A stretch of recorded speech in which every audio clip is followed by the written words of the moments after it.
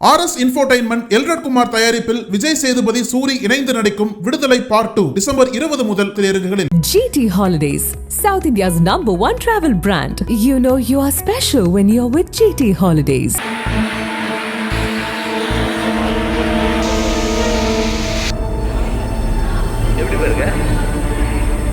சேலம் மாவட்டம் மேட்டூரில் இயங்கி வரும் 840 மெகாவாட் அனல்மின் நிலையத்தின் 6வது யூனிட் பகுதியில் திடீரென ஏற்பட்ட விபத்தில் 5 பேர் சிக்கியதாக முதற்கட்ட தகவல்கள் வெளியானது.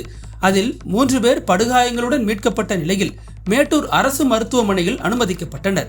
மாயமான 2 பேர் தேடப்பட்டு வந்தனர். விபத்தால் சம்பந்தப்பட்ட பகுதியில் அதிக புகை வெளிப்பட்டது.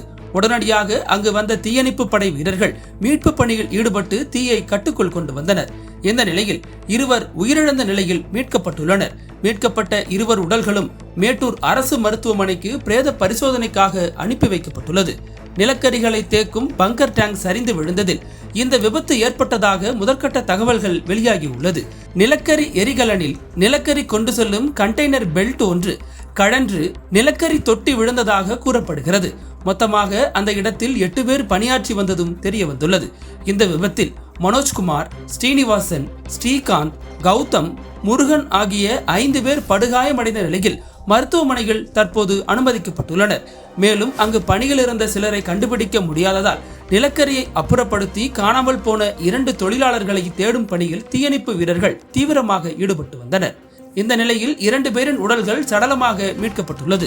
மீதமுள்ளவர்கள் நிலக்கரி குவியலுக்குள் சிக்கியிருக்கலாம் என்ற சந்தேகத்தின் அடிப்படையில் தொடர்ந்து தேடுதல் வேட்டை நடைபெற்று வருகிறது. முழுமையான மீட்பு பணிகளுக்கு பிறகே எத்தனை பேர் உள்ளே சிக்கியுள்ளனர் என்ற தகவல் அதிகாரப்பூர்வமாக தெரியவரும் என கூறப்படுகிறது. இந்த சம்பவம் 840 மெகாவாட் அனல்மின் நிலைய பகுதியில் பெரும் பரபரப்பை ஏற்படுத்தி இருக்கிறது.